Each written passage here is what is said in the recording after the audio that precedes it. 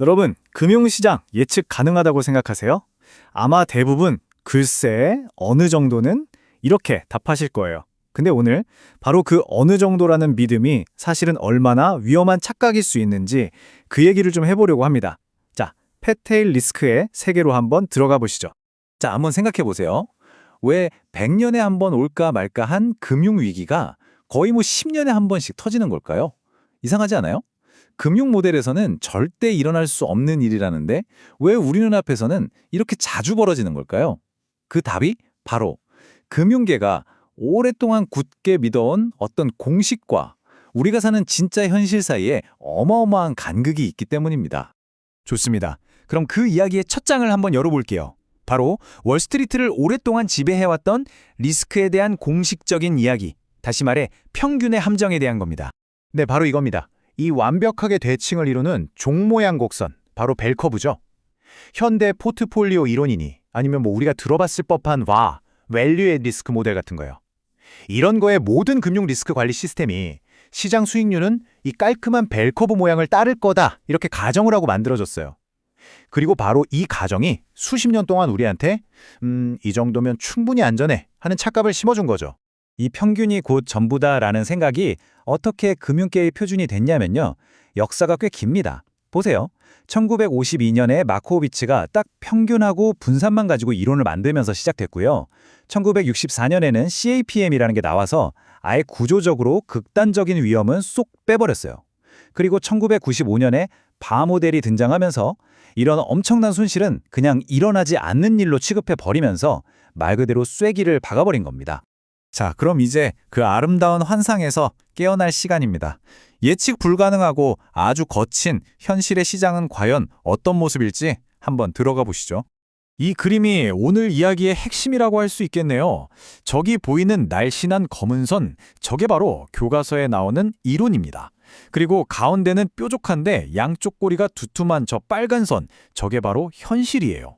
이론상으로는 거의 일어날 확률이 0에 가까웠던 그런 극단적인 사건들이 현실에서는 저렇게 두꺼운 꼬리, 우리가 패테일이라고 부르는 형태로 버젓이 존재하고 있다는 거죠. 그러니까 핵심은 이거예요. 금융 모델이 말하는 저 얇은 꼬리의 세계에서는요, 엄청난 폭락이나 폭등 같은 건 거의 불가능한 일 취급을 받아요. 하지만 우리가 실제로 살고 있는 이 두꺼운 꼬리의 현실에서는 네, 그런 사건들 드물긴 하죠. 하지만 통계적으로 보면 언젠가는 반드시 일어난다는 겁니다. 그 차이가 어마어마한 거죠. 그럼 이 작은 통계적 개념의 차이가 현실 세계에서는 과연 어떤 결과를 낳았을까요? 그 대가가 얼마나 컸는지 한번 직접 보시죠. 바로 2008년 글로벌 금융위기입니다. 이게 바로 팻테일 이벤트가 시스템 전체를 어떻게 무너뜨릴 수 있는지 보여주는 가장 상징적인 사건이죠. 당시 모든 금융 모델들은 이런 규모의 위기는 불가능하다고 했어요. 하지만 현실은 어땠나요? 주택시장에서 시작된 단 하나의 충격이 전 세계 경제를 그냥 송두리째 흔들어버렸습니다. 이게 끝이 아니에요. 더 최근으로 와볼까요? 2020년 3월 코로나 팬데믹이 터지면서 S&P 500 지수가 불과 몇 주 만에 30% 넘게 그냥 곤두박질 쳤습니다.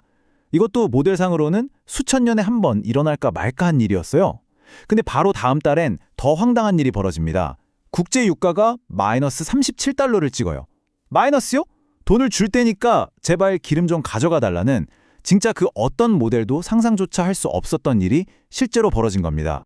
자, 이렇게 혼란스러운 현실을 우리가 어떻게 이해해야 할까요? 여기에 새로운 틀, 새로운 개념을 제시한 사람이 있습니다.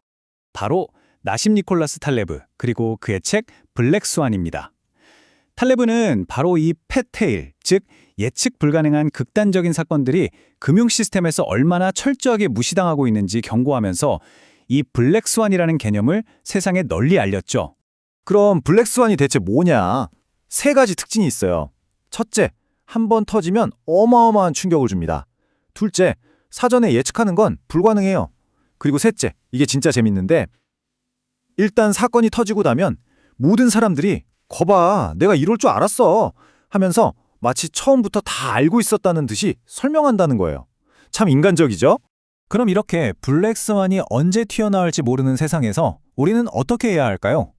탈레브가 바벨 전략이라는 걸 제안합니다. 우리가 헬스장에서 드는 그 역기, 바벨 있잖아요. 양쪽 끝에만 무거운 원판을 끼우고 가운데는 텅 비어 있죠. 그거랑 똑같아요. 어중간한 중위험 중수익 같은 건 다 버리고 양극단에 투자하라는 겁니다. 예를 들어 자산의 한 85%는 국채처럼 극도로 안전한 곳에 둬서 절대 잃지 않게 하고요. 나머지 15%는 반대로 블랙스완이 터졌을 때 소위 말하는 대박을 터뜨릴 수 있는 아주 고위험 자산에 투자하는 거죠. 자, 그런데 이게 그냥 과거 이야기, 이론적인 이야기에서 그치는 게 아닙니다. 이 팻테일 리스크는요, 지금 이 순간에도 점점 더 커지고 있어요. 최신 데이터로 한번 보여드릴게요. 최근에 나온 셀스마트의 2025년 연구 결과를 한번 보시죠. 여기서 아주 중요한, 어쩌면 좀 충격적인 사실이 드러나는데요. 팻테일 리스크가 그냥 있다 정도가 아니라 시간이 갈수록 점점 더 커지고 있다는 겁니다. 특히 소형주 시장을 보면요. 이 꼬리 두께, 그러니까 극단적인 변동성이 나타날 확률이 대형주보다 무려 48%나 더 커졌습니다. 거의 50% 가까이 더 예측 불가능해졌다는 얘기예요. 그런데 더 심각한 건 뭔지 아세요? 리스크는 이렇게 커지는데 정작 이걸 예측해야 할 기존 모델들, 그러니까 평균값에 의존하는 모델들의 예측 정확도는 오히려 22%나 떨어졌다는 겁니다. 현실과 모델의 간극이 점점 더 위험할 정도로 벌어지고 있는 거죠. 이게 무슨 말인지 좀 더 와닿게 구체적인 예를 들어볼게요. 우리나라 대표 대형주 삼성전자를 볼까요? 주가 변동의 99.9%가 플러스 마이너스 12% 범위 안에서 움직여요. 그런데 대표적인 성장주인 카카오는 어떨까요? 무려 플러스 마이너스 38%입니다. 변동폭이 3배 이상 넓죠. 이건 그만큼 팻테일, 즉 극단적인 상황에 노출될 위험이 훨씬 크다는 뜻입니다. 자, 지금까지는 팻테일을 주로 위험, 공포, 이런 관점에서만 봤잖아요.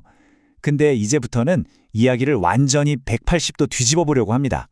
사실 이 위험 속에 아주 놀라운 기회가 숨어 있거든요. 바로 이 말에 앞으로 할 이야기의 핵심이 담겨 있습니다. 시장은 대칭적이지 않다는 것, 그리고 그 안에서 우리는 뭘 봐야 하는가에 대한 중요한 힌트가 되죠.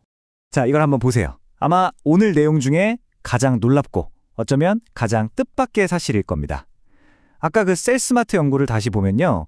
시장에 오는 극단적인 충격, 즉 팻테일 이벤트 중에서 갑작스러운 폭등, 그러니까 긍정적인 꼬리가 무려 62%를 차지한다는 거예요.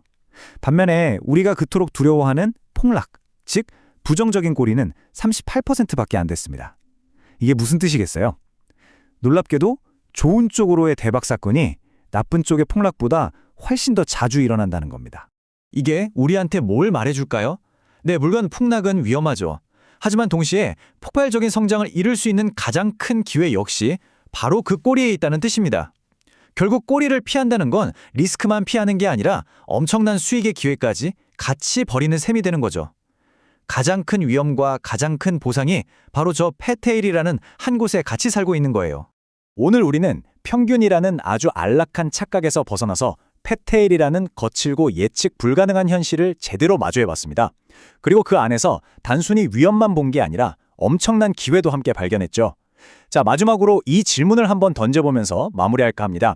이렇게 거대한 놀라움이 이제 새로운 일상, 뉴 노멀이 되어버린 세상에서 어쩌면 진짜 가장 큰 리스크는 그 불확실성을 어떻게든 피하려고만 하는 바로 우리 자신의 태도가 아닐까요?